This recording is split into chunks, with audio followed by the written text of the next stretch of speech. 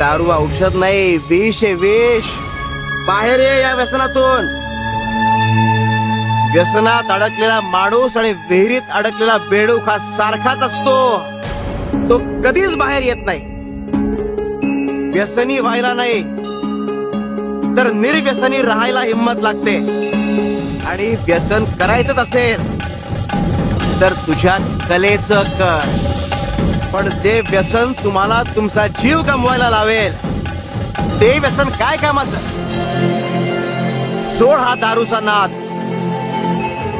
लका माझा पैसा, माझी दारू आणि माझं शरीर, मी काय करायचं ते करून घेईन. हा संभल जा, अभी भी वक्त है. एक बार ये वक्त निकल जाए तो फिर पछताने में कोई फायदा नहीं.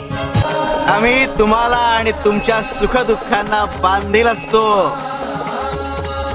ही तुझ्या भक्तीची ताकद आहे.